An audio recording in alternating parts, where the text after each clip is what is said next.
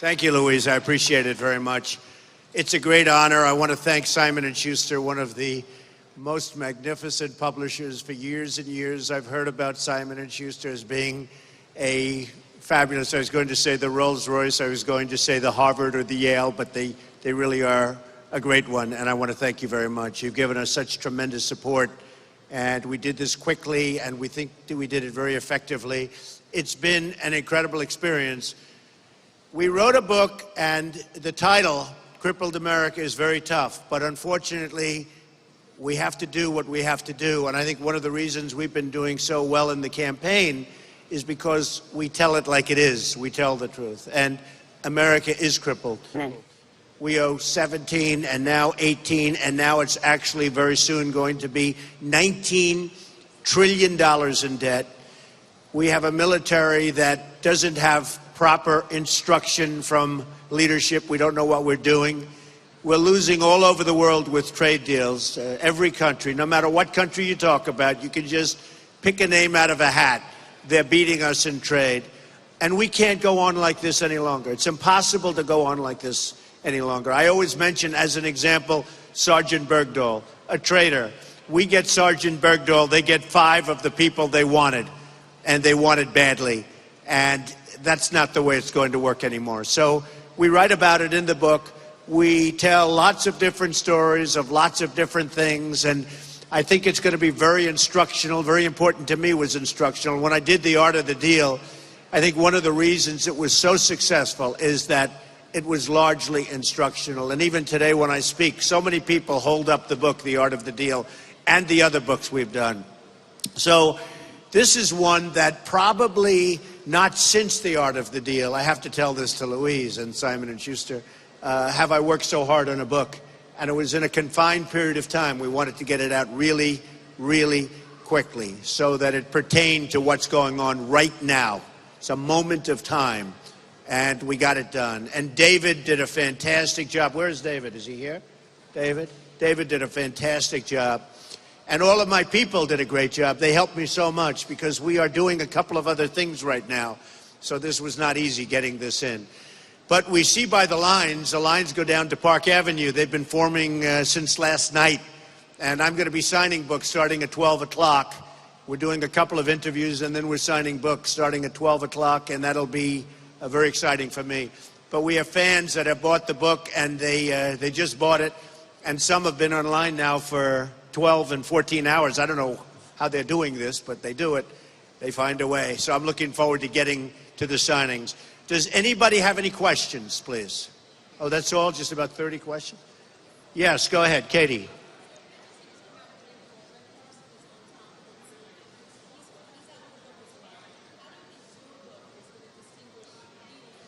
Well, I think it's a different book. You know, we just had polls come out today from Iowa, where I'm leading. You saw the new poll from Iowa. You saw the new poll in New Hampshire, where I'm leading big.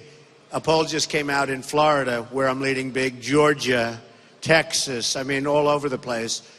And I think, you know, look, we're doing well. And if you add Ben and myself, we're beating everybody by a lot. That seems to be the big story, that we're beating, they call it the establishment. It's called really the failed establishment, because the establishment has let us down. But I don't know, I really don't know how his book is doing. Well, I think my book is very hard-hitting. His is a different kind of a book, and he's a different kind of a person. My book is very hard-hitting. It says it like it is, and based on what Simon & Schuster just told me, it's selling like hotcakes, so we'll see. We're very different people. We have very different qualities, and we are extremely different. And I'm different from all of the other candidates. Look, nobody can negotiate trade deals like me. We are going to take the $400 billion a year that we're losing with China. That's going to be turned around. The $75 billion a year that we're short on with Japan. The $50 billion a year that we lose to Mexico. And that's right, there will be a wall built. It will go up, it will be built, and people will come into the country legally. So, I mean, I'm much different than, you look at Marco Rubio, very, very weak on illegal immigration. You look at Ben, he's very weak on immigration, and he wants to get rid of Medicare. I mean, Ben wants to get rid of Medicare. You can't get rid of Medicare. It'd be a horrible thing to get rid of. It actually works. You get rid of the fraud, waste, and abuse. It works. So when a man is weak on immigration and wants to get rid of Medicare, I don't know how he stays there. Go ahead, Tom.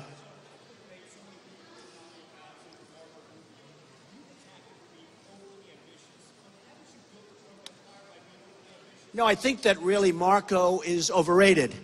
And frankly, had Bush been a better messenger, he has the better message. I mean, if that was me delivering that message, it would have been a much different story because he has a better... Marco doesn't show up to the United States Senate. He's representing the people of Florida, which, by the way, that poll just came out today, and I'm way up in Florida over everybody. But Marco is a sitting senator, and he doesn't show up for the people of Florida. And I don't think he should be doing that. Now, Bush gave a very weak message. I agree with that. It was poorly delivered. But the facts are on Bush's side. And ultimately, I think Marco is going to be hurt very badly. And if you look at Mr. Singer, you have to see where Mr. Singer is coming from. And when you see where he's coming from, I think people are going to say, whoa, we didn't know that. But look at Marco's stance on illegal immigration. It's really trouble for him. I don't see how he can win. Okay, yes, Mark.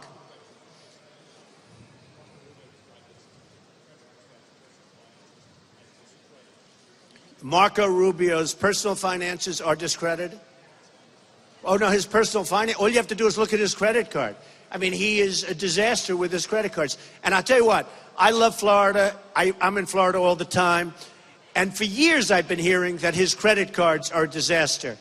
I would think when you take a look at it, you're going to find that. But his credit card debt and his problems with credit card and what he did when he was running the party apparatus with credit cards, I've heard about it for years. You'll have to find out. Well, he has a very bad record of finances. If you look at what happened with his houses, with his, you know, he certainly lives above his means. There's no question about that. Well, we're going to look. I'll tell you what, on the debates, it's very interesting because I don't really care that much. I want a room, I want a podium, and let's get going because I don't really care that much. But a lot of the people that are candidates, who I respect many of them, not all of them, but I respect many of them, they felt it was very unfair because Hillary Clinton was given all softballs. I mean, she wasn't asked one tough question. They didn't talk about her foundation. They didn't talk about any of the problems. They didn't talk about the emails. When the email problem came up, Bernie Sanders lost his whole campaign. I mean, what he did was so stupid from his standpoint. In order to get a 1-minute soundbite of some applause, he gave up the emails. That was the end of his campaign. First of all, people aren't going to his rallies anymore. He's finished. So unless something happens to her with respect to the emails, she'll easily be the candidate. But I will say this, she only got softballs. That's all she got. And if you look at the way we were treated, it wasn't the same way. With that being said, I don't really care. Yes. Your name is?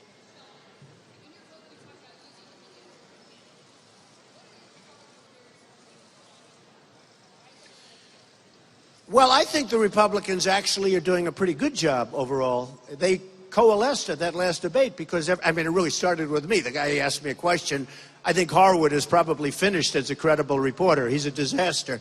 But, and it was such a horribly put question and so obvious. And the Republicans coalesced around each other. It was actually pretty beautiful when you think about it. And all we want to do is be treated fairly. But with me, I don't care that much. Just give me a podium. What I would say is this. The networks have made a fortune because of me, not because of anybody else. You know, they were saying that the last cycle, they had 2 million and 1 million people, and the networks didn't even want to broadcast it because nobody watched, okay? Nobody wanted to watch. Now they had 25 million people, 24 million people, 23 million people, and 16 million people. I mean, give me a break. So somebody said, how did they get there?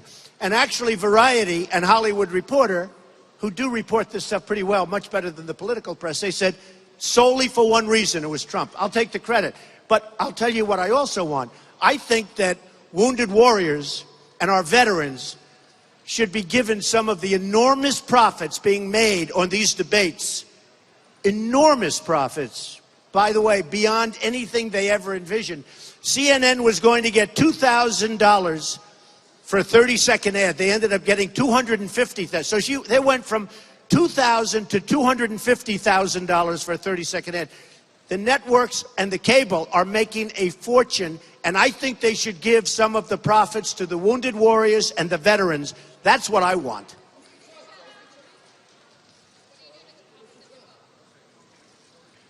I'm giving them away. I'm giving the profits of my book, I'm giving them away to a lot of different people, including the vets. Okay? Who are you with? Okay, good. It's a new form of reporting. Do you believe it? They used to come up with cameras. He comes up with a cell phone. Go ahead, let's go. Speak fast. Go ahead.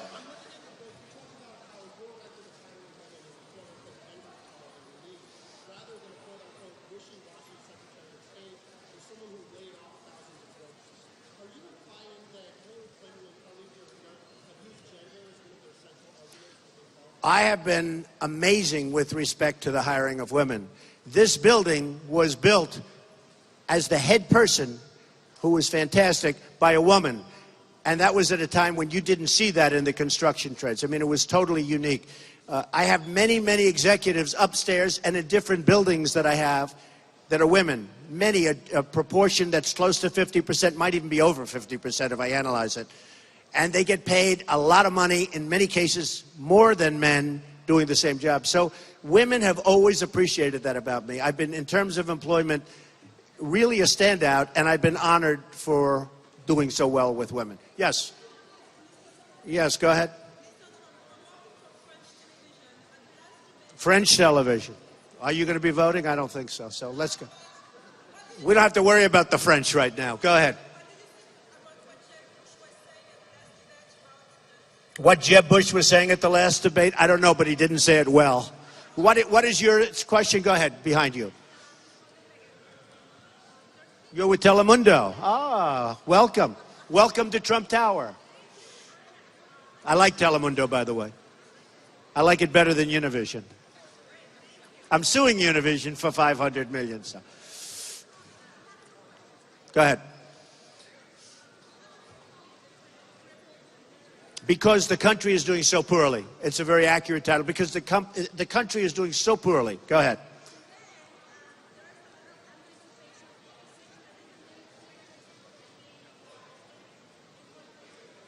That's good. They're going to have some demonstrations. Oh, good, because it'll get even higher ratings if they do that. I think it's fine. Look, I think they should demonstrate. Ratings will go even higher than they are going to be. It's going to be one of the highest rated shows ever. And they're very excited about it. And I have a great relationship, as you know, from Telemundo with the Hispanics. You've treated me actually very fairly. Won the poll recently in Nevada, won other polls. And in Nevada, I think I got 37% and leading everybody. So I've had a great relationship with the Hispanics. I have working for me thousands right now, thousands of Hispanics. I've had tens of thousands of people over the years working for me. I'm a job machine. I'm a job machine. And one of the things that does come out in every single poll and every single survey is that nobody, for the economy, nobody's even close. I'm 2, 3, and you see that, 2, 3, 4, 5 times greater than anybody else. And you almost say, like, it's about the jobs, it's about the economy, then how's anybody going to beat Trump, in all fairness? But I've had a great relationship with the workers, I've had a great relationship with jobs, and I've had an amazing relationship with the Hispanics. And I predict that I'm going to win the Hispanic vote. I think I'm going to win the Hispanic vote. I predict, I think I'm going to get the nomination, and I will win the White House. I think beating Hillary Clinton is going to be easy because her record is so bad. Okay. Go ahead.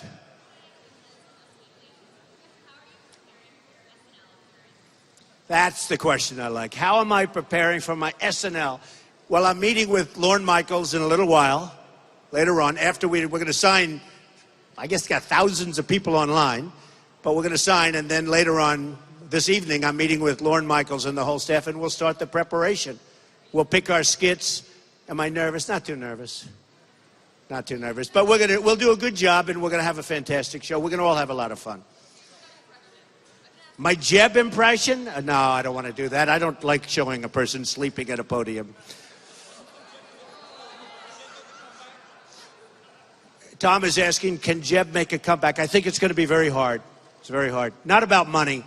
I just think, I came up with the energy, and I just think we need tremendous energy because we need a person that has tremendous personal energy to get us back on track. You can't do that when you don't have that. I think Marco is highly overrated. Highly overrated. He doesn't have it. And all you have to do is look at his stance on things. Jeb, he lacks the quality that you need. We're talking about everybody in the world is ripping us off. You need a very strong person with tremendous energy. Thank you very much, folks. I'll take the job. And it's so important. And by the way, Ben Carson does not have that energy. We need somebody with tremendous energy to straighten out the military, to straighten out ISIS, to straighten out our horrible trade deals, to terminate Obamacare and come up with something far better for far less money. You need somebody with tremendous personal energy as president. We have a president right now that doesn't have energy. I mean, you think Obama has energy? He has no energy. And he's been a horrible president. We need somebody with great personal energy as a leader so that we can make great deals with other countries and do well in every other respect. And certainly Jeb does not have that energy, in my opinion. You where? From The Guardian. Ah, they treat me very nicely in Scotland. Go ahead. Good, thank you.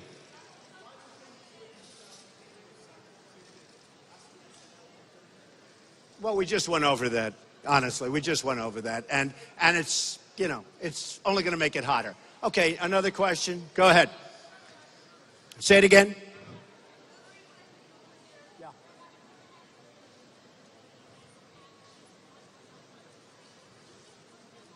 You're going to see what we're going to do. You're going to see.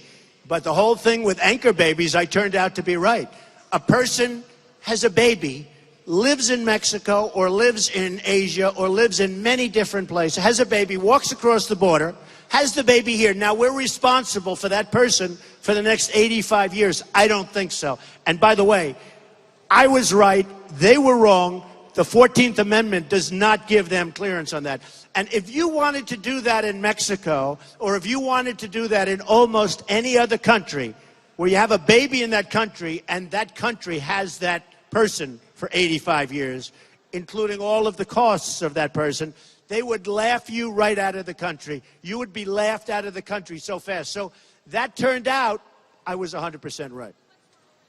We'll have to worry about that. We're going to take care of it. And it's going to be done in a very humane way. But we're going to bring back our country. And we're going to have a wall. And Mexico's going to pay for the wall. And you know why they're going to pay? And I have great relationships with Mexico. And phenomenal relationships with the Mexican people. Phenomenal. And they buy apartments from me. They work for me by the thousands. By the thousands. Phenomenal relationships. But let me just tell you, we lose so much money with Mexico in terms of trade imbalance, $45 billion last year. Plus, we give Mexico billions and billions of dollars. They will pay for the wall, and it'll be very interesting. And you know what? People are going to come into this country, but they're going to come in legally, Sarah. Okay. Yeah, go ahead. Italian Daily News.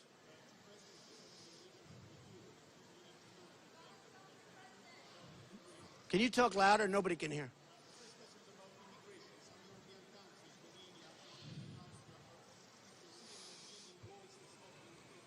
I know a lot of European, he's just saying he's from Italy, a lot of the European countries are going to build walls to stop the immigration.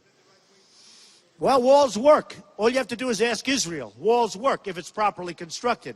Not the walls that these characters, these politicians that we have running our country, who are a disgrace. All talk, no action politicians. They build a wall this big. They drive cars right through it. Walls work. All you have to do is go and see Israel. They will tell you that walls work. Okay, go ahead. Go ahead.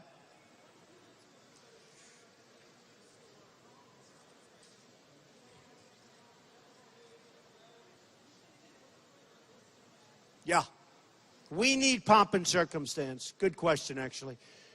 Our country has no spirit. Our country has no gravitas. Our country doesn't feel good about itself. And the primary reason is we have no victories. I mean, where have we had a victory? Where have we had a victory in trade? Where have we had a victory in, as an example, this horrible deal that was signed with Iran, where we're given $150 billion and we lose everything. We lose everything. It's a laughing stock of it. The worst deal, worst contract I've ever seen drawn. We have no victories. And I do write about it. We need some pomp and circumstance. We need spirit. We need a cheerleader. I thought 7 years ago, when Obama got elected, the one thing I thought that he would be a great cheerleader for the country, he's not. He's been a great divider for the country. He has been one of the great dividers of all time. I'm not saying dressed. It has nothing to do with dress. It has to do with the fact that what he says is very divisive. He has been a great divider for this country, and that should not have happened. Okay. Yes.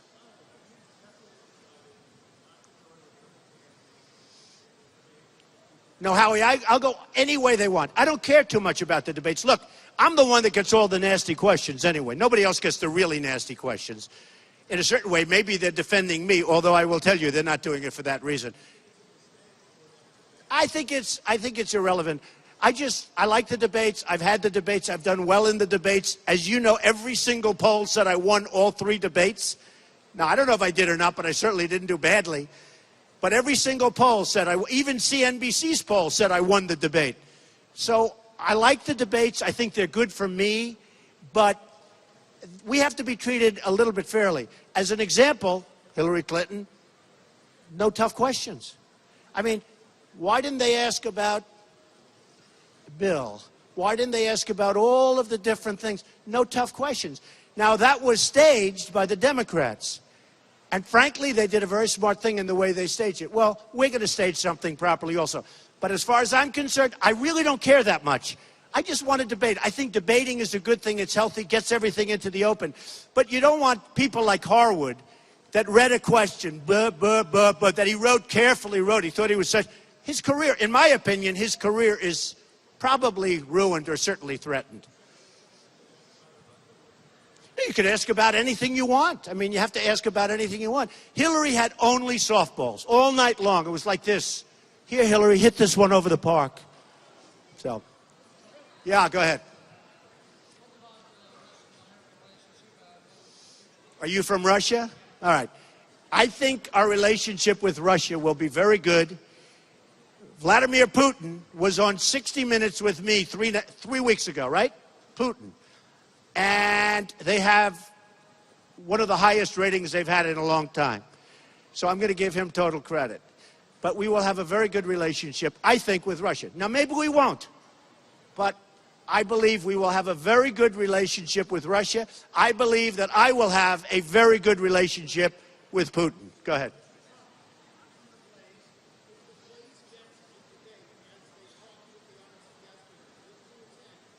Sounds okay to me. Yeah, go ahead.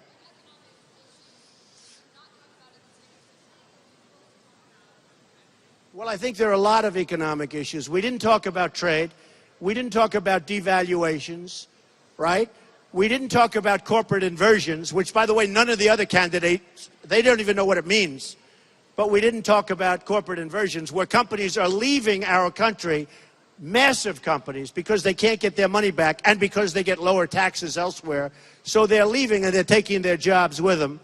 The corporate inversion syndrome is a very important thing to be talking about. These are all things that weren't talked about at the debate. Instead, they talked about fantasy football. I mean, it was a big question, fantasy football. I'm saying, what about corporate inversions? $2.5 trillion at least, I think it's probably twice that number, is in other countries wanting to come back.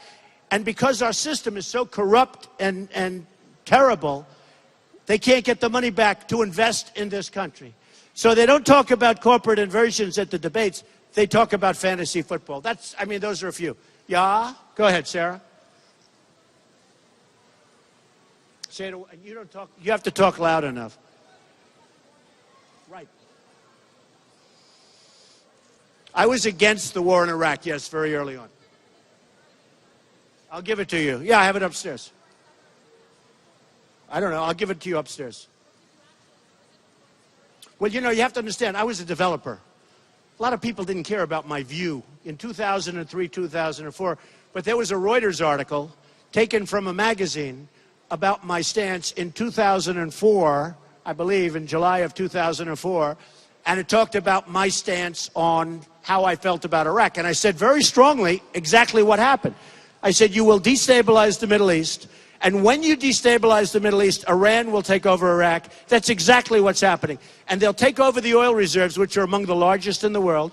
And in addition, other bad things will happen. The other bad things are ISIS. I said that in 2004, and that was an article that was taken from a magazine, which was previous to that. I felt that for a long time. It's a great, that's your best question that you've ever asked me, Sarah. Sarah, finally, you're asking me this great question. Sarah from CNN, terrific person. Do I think that it's time for some of the other Republicans in the race that are registering 0? In a couple of cases, they have 0 with an arrow pointing left, which I assume is a mistake, because that's less than 0. I assume that's not happening. Do I think it's time to have some of the other Republican candidates drop out? Yes. There are too many people. Well, I don't want to get personal, but you can look at the poll numbers. Look, if a person's been campaigning for 4 or 5 months and they're at 0 or 1 or 2%, they should get out. Like, you know, look at me. I go to Florida and look at the numbers that just came out in Florida. 37%. Georgia. I mean, those are real numbers. These numbers that these people have, and I often ask myself, I asked Mark yesterday, what are they doing? Do they do this for their brand? Because I happen to think it's very bad for their brand. I think Walker did a good thing. I think the way Walker, he saw it wasn't happening, wasn't going to happen, and he just got out quickly. You know, he was favored, don't forget. You know, now that was before Trump was going to happen, right? But he was favored for a period of time. He was favored. Walker, Governor Walker. They thought he was going to win. What happened is he got out. I think the way he got out was great. I think he did a really smart thing for himself. And frankly, other people should get out, because I would like to personally have more time to talk about the problems of the United States, and more importantly, how to solve the problems, because we can solve the problems. So it's a great question. People should get out. Yes.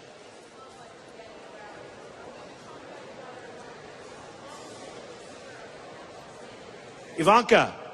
Oh, they just said one of the biggest applause lines. It's true. I get is when I talk about my daughter, Ivanka. She was just at Fortune magazine for something like Woman of the Year, which is great. I'm very proud. She doesn't know. Ivanka, just say hello, okay? But Ivanka is going to be very involved, and Melania is going to be very involved very soon. They're going to be coming out very soon. Oh, Ivanka's going to Iowa. When are you going to Iowa? Very soon. Okay? Yes, Mark. Good question. I would say I don't see threats. I mean, whatever it is I have to do, Mark is saying, what are the top threats, let's say, to your candidacy? Who knows? I mean, you're in a crazy world of politics. People change their minds. I'm going to make America great again. Nobody else is going to be able to do that. I'm going to do it. I'm going to make it, in my opinion, better than ever before. And I think that's awfully tough to compete with. And one of the reasons that in my book, I actually put financials in there. I show some of the developments, and I have many, many more, because you can only, Simon & Schuster, you actually kept me to 8 or 9 pages, right? And there are 4 or 5 on a page, but I show some of the great developments that I've done that are so successful and so incredible and so financially good.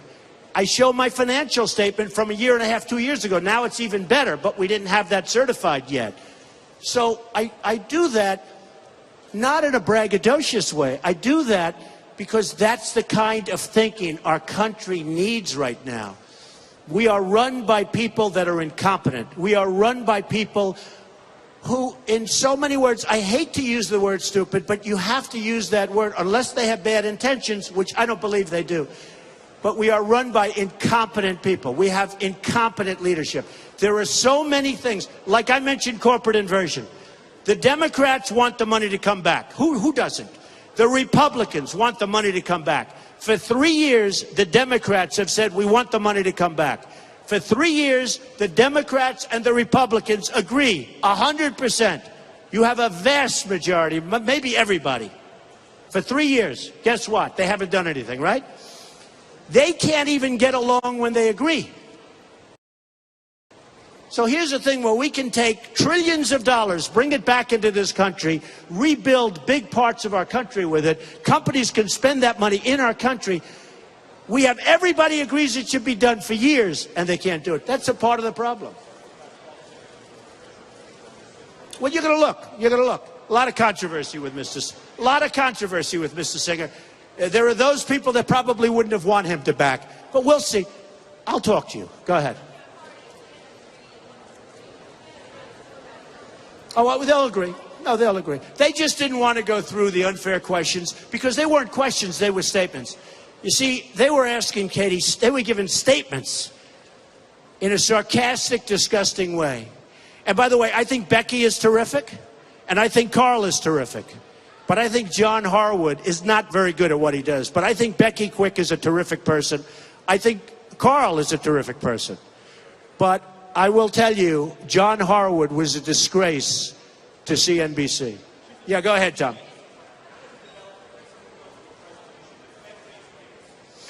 Well, it's really an interesting question, actually. The question is, should the Fed raise rates? They are not raising them because Obama has asked them not to raise them. In my opinion, he wants to get out of office because we are in a bubble. And when those rates are raised, a lot of bad things are going to happen or potentially going to happen. And in my opinion, Janet Yellen is highly political, and she's not raising rates for a very specific reason, because Obama told her not to, because he wants to be out playing golf in a year from now, and he wants to be doing other things, and he doesn't want to see a big bubble burst during his administration. Janet Yellen should have raised the rates. She's not doing it because the Obama administration and the president doesn't want her to. And if she does it, you see what happens every time there's even a thought of raising them just a little bit. And one of the problems that we have is our currency right now is not competitive with other currencies. Because if you look at the devaluations of China, of Japan, of many, many different countries, they're making it impossible for our companies to compete with them, because we don't have leaders that know how to say to China, don't do that, don't do that. Because if you do that, we're going to put a big fat tax on you. Don't do that. And you know what? If you said that, they wouldn't do it, if you had the right message. All right, how about one more question? Howie, do you have another question? I love Howie Kurtz. He always treats me so nice. Who? Yes, yes. I'm focused on one very big election, one very important election. There's some pretty good elections. I'm not watching any of them in particular. I'll be watching them on Tuesday night. But I'll be out there. We'll be out voting. But the election that I'm watching is the election for the presidency of the United States. That is going to be, in my opinion, this will be truly one of the most important elections we've ever had in this country. We're so far behind, and we cannot go another 4 years with incompetent leadership. Good question. Fine. Okay. What else? One more question. Yeah, go ahead. Go ahead. That's a good question. Okay. So Simon & Schuster came up to me. They wanted to do a book. They wanted it to do on success and how do you do this and how do you build it. And that's what the book is largely about, but we talk so much about the country. And I said, I'll do it, but we have to talk about the country. What happened is they sent this incredible photographer up to do a book cover, to do a picture. And he did some great, almost as good as you. He did, my friend over here, did some great photos. I'm smiling, I'm happy, I looked good, everything was fine. And then he took one where I wasn't like really thinking about a photo. And it turned out to be a nasty picture. And then the book was written and the title was given. And the only really terrible picture I had was that one. It's a terrible, horrible, nasty picture. But when you're talking about crippled America, and you're talking about all of the problems we have, I can't have a big smiley face up there. So that's how we picked it. So we picked the worst photo taken of me, I would have loved to have had a beautiful smiling picture, but somehow that doesn't go with the title of the book, or frankly, the contents of the book. And actually, Simon & Schuster agreed with me, okay? Yeah. Let me have it. All right, we've been listening there to Donald Trump. Say it again? What? Are the other Republicans afraid to debate? Well, some of them should be. Okay. Thank you very much, everybody. Thank you. Simon & Schuster, thank you. Louise, thank you.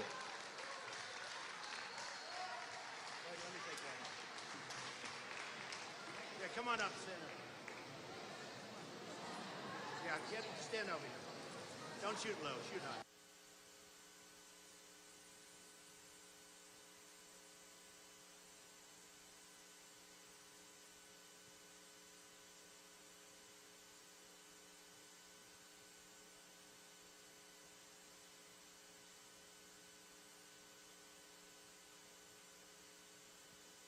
We will make America great again.